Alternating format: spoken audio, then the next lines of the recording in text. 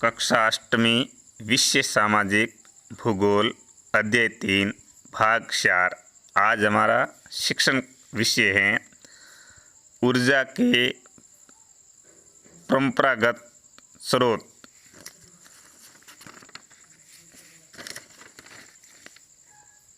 ऊर्जा के गैर परंपरागत स्रोत।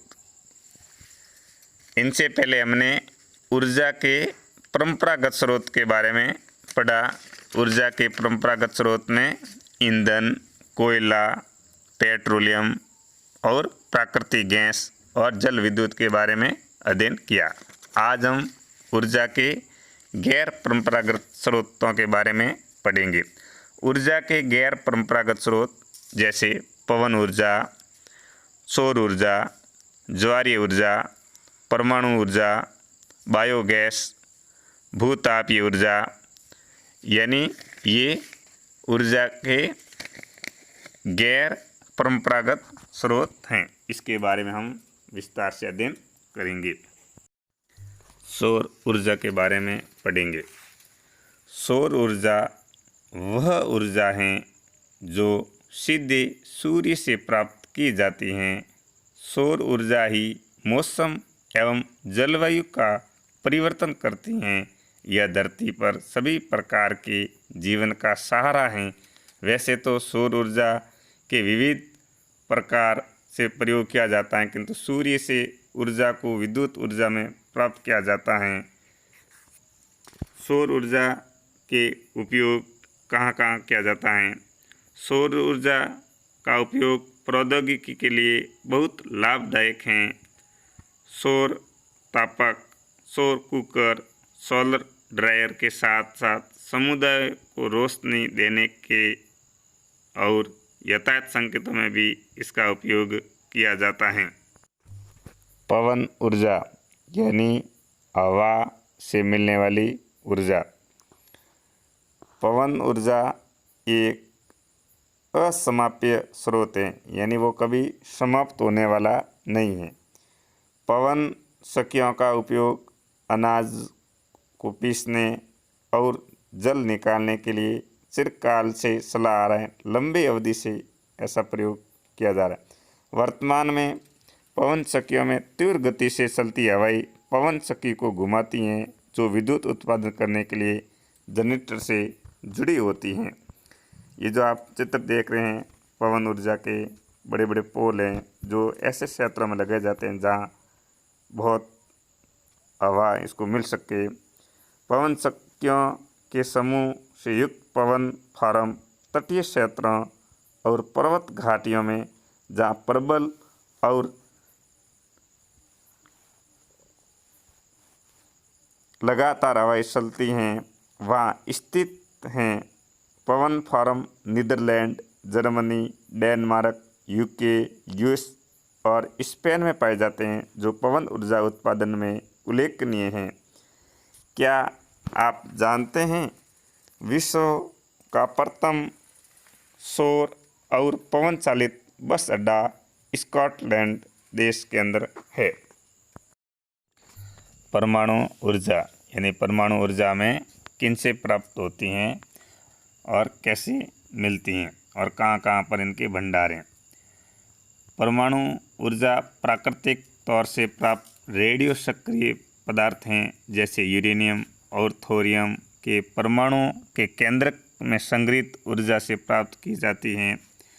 ये पदार्थ नाभिकीय रिएक्टरों में नाभिकीय विखंडन से गुजरते हैं और उत्सर्जन ऊर्जा की प्राप्ति होती है। परमाणु ऊर्जा के सबसे बड़े उत्पादक संयुक्त राज्य अमेरिका और यूरोप हैं। भारत में राजस्थान और झारखंड के पास यूरेनियम के विशाल निक्षेप हैं।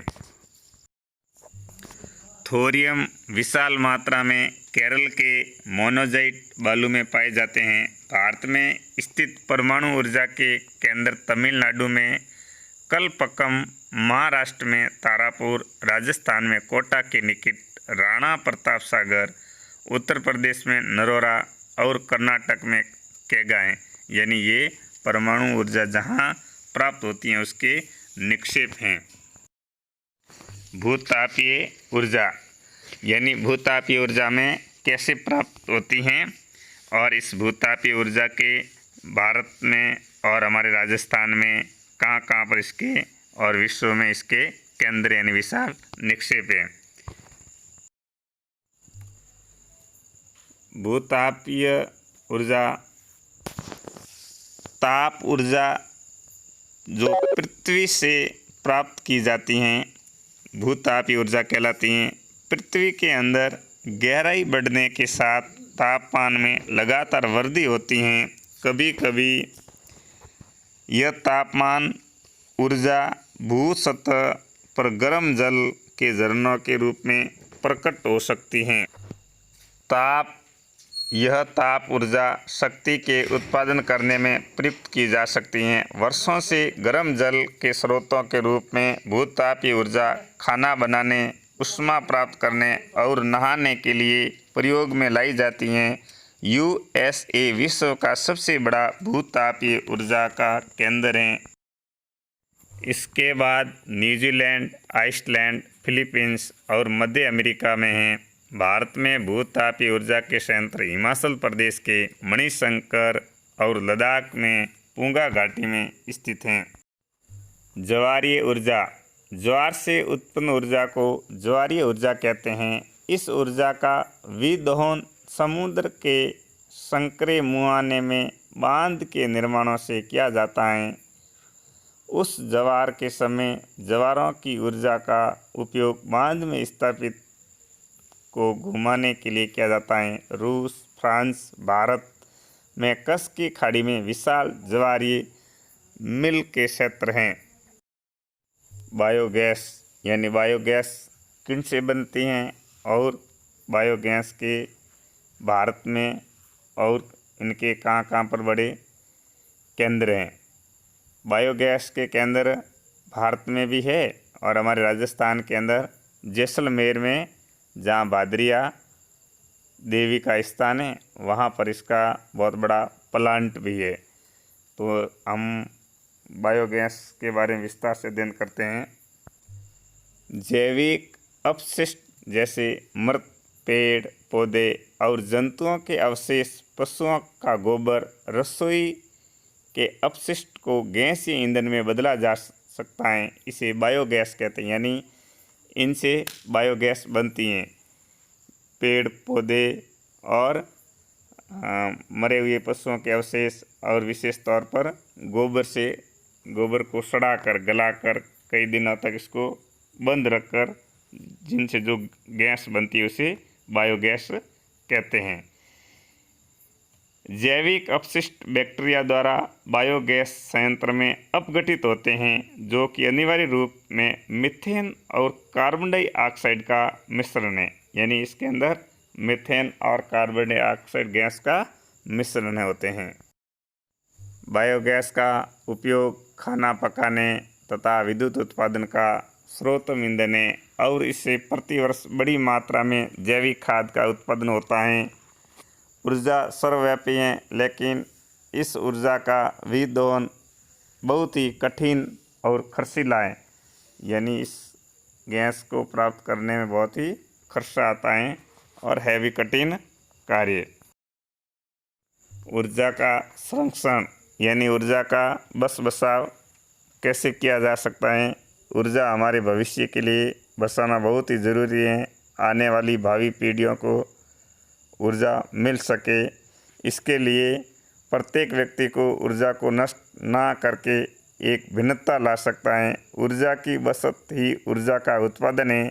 अभी कार्य करें और ऊर्जा के भविष्य को सुनहरा बनाएं। इस प्रकार हम ऊर्जा का भविष्य के लिए बचाव कर सकते हैं।